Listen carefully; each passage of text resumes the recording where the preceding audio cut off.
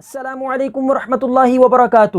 میں ہوں زاہد محمود اور آپ دیکھ رہے ہیں میرا YouTube channel MFR on line Quran academy.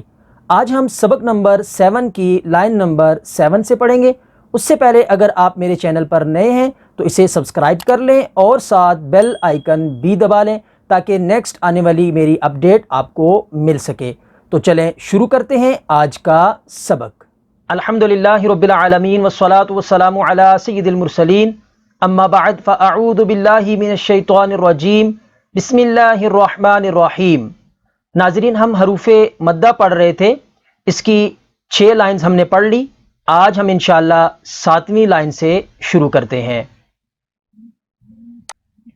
صاد، الف زبر صا۔ یہاں پر ناظرین صاد حروف مستعلیہ میں سے ہے، اس کو پوری یعنی موٹا پڑھیں گے، اور ہم نے سیکھا تھا کہ الف سے پہلے زبر آ جائے تو الف مدہ ہوگی۔ صاد، واو پیش سو، اس حرف میں واو ساکن سے پہلے پیش ہے تو واو مدہ ہوگی۔ صاد، یا زیر صی، اس حرف میں بھی یا ساکن سے پہلے زیر ہے تو یا مدہ ہوگی۔ صا سو سی، تو حروف مدہ کو ایک الف یعنی 2 حرکات کے برابر کھینچ کر پڑھتے ہیں۔ ضاد، الف زبر ضا، ضاد واو پیش دو، ضاد یا زیر ضی، ضا دو ضی، تو ضاد حروف مستعلیہ میں سے ہے، اس کو پوری یعنی موٹا بھی پڑھیں گے۔ طا، الف زبر طا، طا واو پیش تو، طا یا زیر طی، طا تو طی، طا یہ بھی حروف مستعلیہ میں سے ہے، اس کو بھی پور یعنی موٹا پڑھیں گے۔ ظا، الف زبر ظا،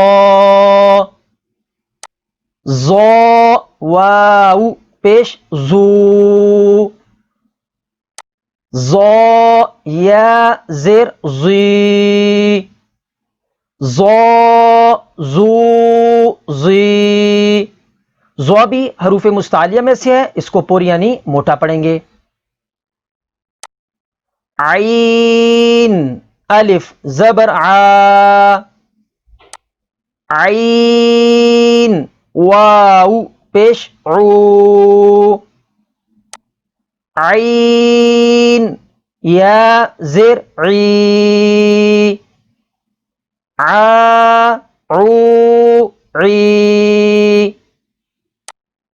غین، الف زبر غا،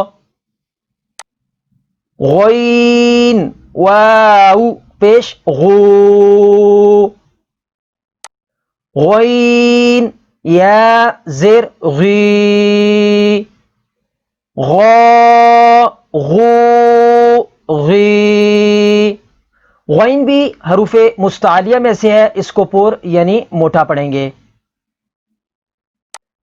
فا، الف زبر فا، فا واو پیش فو،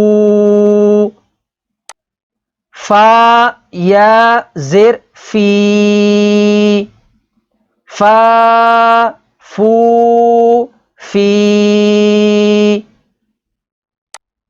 قاف، الف زبر قا، قاف واو پیش قو، قاف یا زیر قی، قا قو قی۔ قاف بھی حروف مستعلیہ میں سے ہے، اس کو پر یعنی موٹا پڑھیں گے۔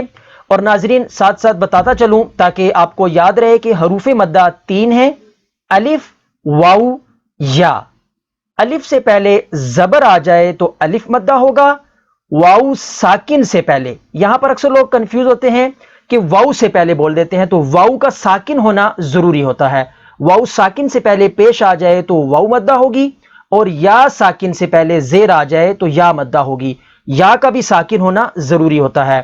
تو حروف مدہ کو ایک الف یعنی 2 حرکات کے برابر کھینچ کر پڑھتے ہیں، یعنی لمبا کر کے پڑھتے ہیں۔ اگر تھوڑا زیادہ بھی لمبا ہو جائے تو کوئی بات نہیں، لیکن ایک حرکت کے برابر اس کو نہیں بلکہ 2 حرکات کے برابر اس کو لمبا کر کے پڑھنا ہے۔ کاف الف زبر کا، کاف واو پیش کو، کاف یا زیر کی، کا کو کی، لام الف زبر لا، لام واو پیش لو، لام یا زیر لی، لا لو لی، میم الف زبر ما، میم واو پیش مو، میم یا زیر می، ما مو می، نون الف زبر نا، نون واو پیش نو، نون یا زیر نی، نا نو نی، واو الف زبر وا، واو واو پیش وو، واو یا زیر وی، وا وو وی، ہا الف زبر ہا، ہا واو پیش ہو، ہا یا زیر ہی، ہا ہو ہی، حمزہ کھڑا زبر آ۔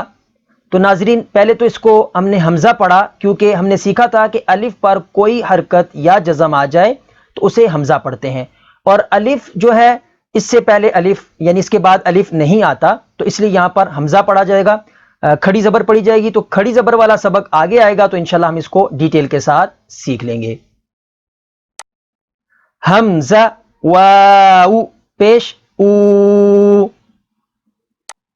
حمزہ یا زیر ای، آ او ای،